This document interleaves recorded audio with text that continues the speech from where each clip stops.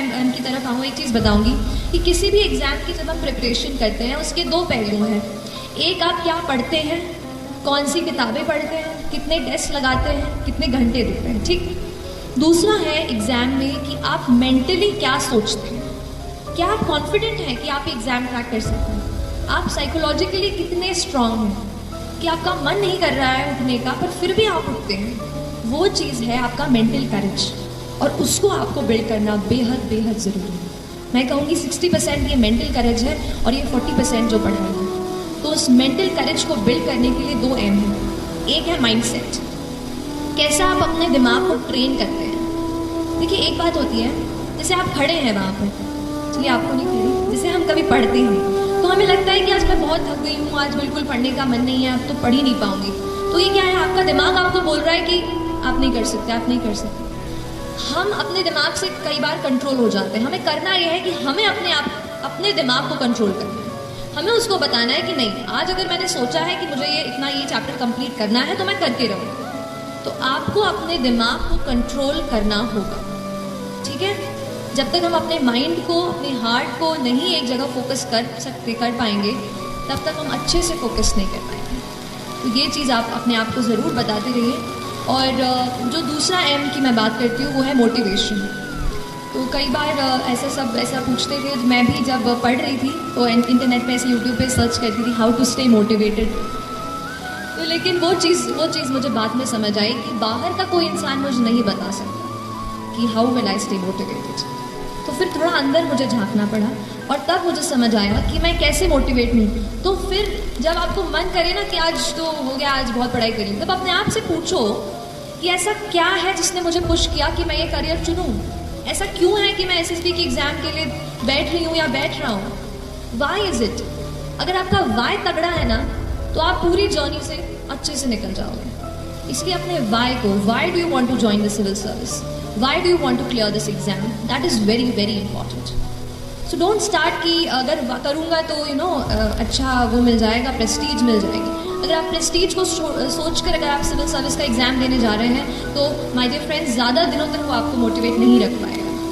Motivation आपको कहीं ऐसी जगह से आना चाहिए कि अगर आप कहीं जा रहे हो, किसी बच्चे को देखते हो, किसी दुकान पर काम करते हो, तो क्या आप ये सोचते हैं कि वो बच्चा वहाँ पे नहीं होना चाहिए, वो बच्चा अभी स्कूल में होना चाहिए। क्या हम कुछ कर सकते हैं अपनी पढ़ाई से? क्या हम किसी ऐसे पोजीशन पे पहुँच सकते हैं कि उस बच्चे को वहाँ से निकाल के स्कूल में भर्ती करा दें? तो ये चीज़ आपको मोटिवेट करनी चाहिए। जिस दिन आप सोसाइटी से जुड़ने लगेंगे और समझने लगेंगे कि कुछ और लोग हैं जो अनफॉर्चुनेट हैं, हम बहुत लकी हैं और हम उनकी मदद कैसे करें, तो फिर बहुत जर्नी जो है ना आसान हो जाती है। तो ये चीज़ मोटिवेशन की थी कि आप खुद अपने आप को मोटिवेट करिए। मैं 8:30 को आपका एक्सीडेंट होता है और 9 o'clock आप मेंस की एग्जाम देने जा सकते हैं।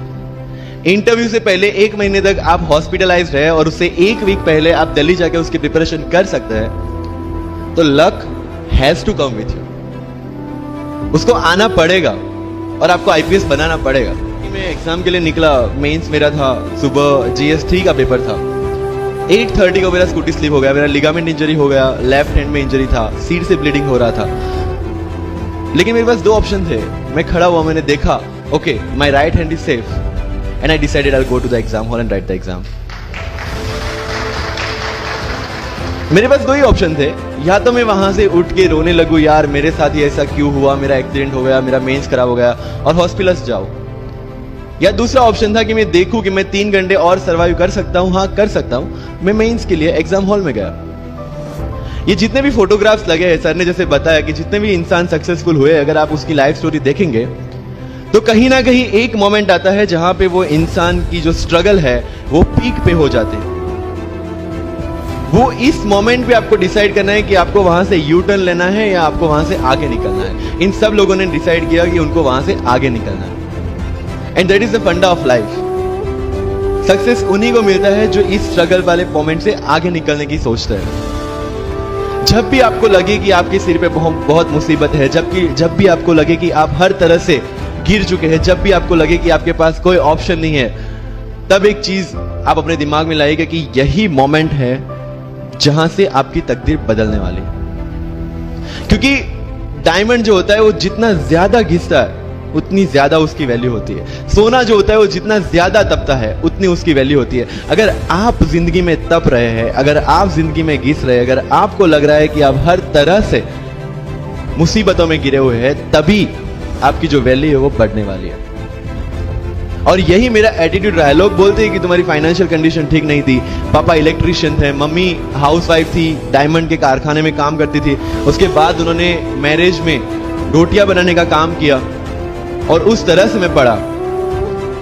लेकिन जब मुझे पूछा जाता है कि ऐसी कौन सी चीज है आपकी लाइफ में जो आप बदलना चाहते हो, एंड आई सेड नथिंग, क्योंकि अगर वो चीजें नहीं होती मेरी लाइफ में तो शायद आज आपके सामने में नहीं होता।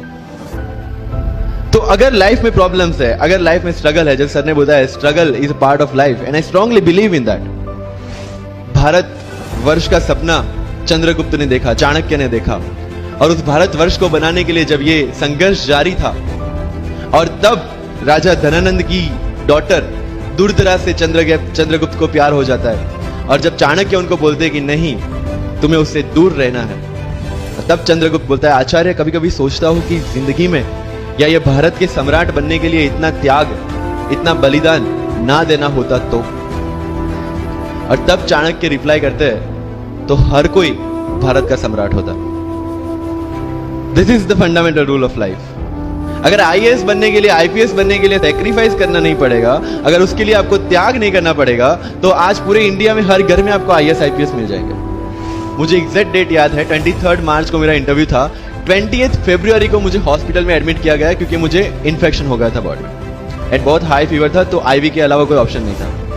1 मार्च को ठीक होके मैंने सोचा चलो दिल्ली निकलते हैं। 2 मार्च को मैं दिल्ली पहुंचा। 3 मार्च को वापस से टॉन्सिलाइटिस का अटैक होने की वजह से फ्लाइट लेके वापस से पालनपुर अहमदाबाद, अगेन हॉस्पिटलाइजेशन। 15 मार्च को I got relieved from the hospital. 16 मार्च को मैं दिल्ली पहुंचा और 23 मार्च को I give my UPSC interview. तो 1 महीने का हॉस्पिटलाइजेशन। उसके बाद जब दिमाग में ये था कि मेरे साथ जो लोग इंटरव्यू दे रहे हैं वो 1 महीने से प्रिपरेशन कर रहे हैं एंड 1 महीने से मैं हॉस्पिटल में था, again I thought this is the moment to prove yourself. I went to the interview और पूरे इंडिया में 2nd highest marks in interview. उठो, कब तक सो गए यार? चारों तरफ सब कुछ जल रहा है।